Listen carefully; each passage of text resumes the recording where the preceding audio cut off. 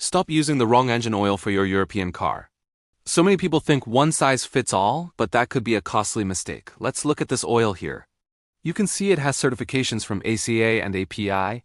API stands for the American Petroleum Institute.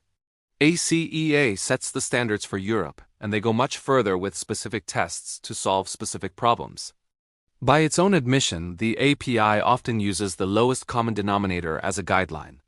In the US, the API might adopt one standard for all engines, like the ILS ACGF6. The problem is, as these standards evolve, the oil often gets thinner, which might not be right for a lot of older engines.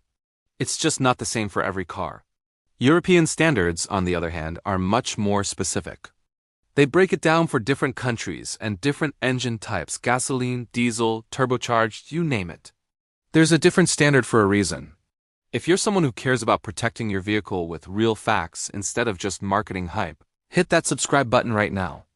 It's actually shocking that over 95% of our viewers aren't subscribed, even though they save hundreds, sometimes thousands of dollars from the info in these videos. Subscribing costs you nothing, but it helps us keep bringing you the kind of content that oil companies and dealerships don't want you to see. So please take a second and click subscribe. Thanks, now let's get into the details. A huge problem for European vehicles in America is engine sludging. This happens because people are using the wrong motor oil in their Daimler, Mercedes-Benz, Volkswagen, or Audi.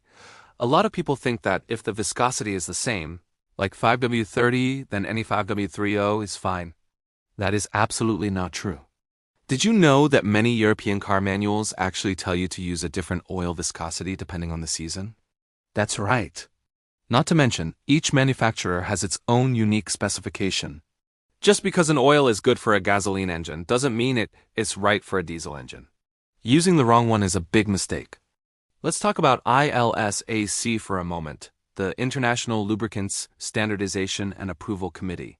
It was formed back in the early 90s by American and Japanese automakers to help define oil specs. But if you remember, European manufacturers were pushing for longer oil change intervals long before the US was.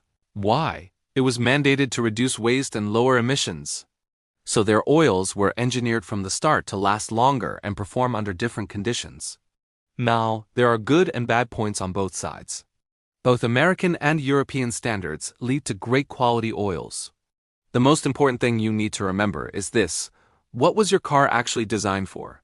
Some of the additives and formulations in these European formula oils sold in the US might not actually be what your specific car needs, so you have to check.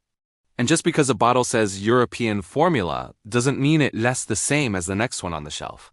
You have to look at the specific approval ratings on the back, like MB approval 229.5 or VW 50,200.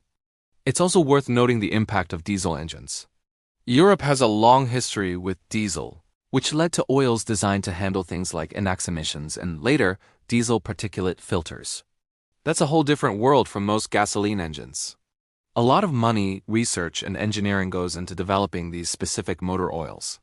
So what's the moral of the story? It's simple. Use the oil that your car manufacturer specifies. It doesn't have to be their brand, but it absolutely must meet their exact specifications.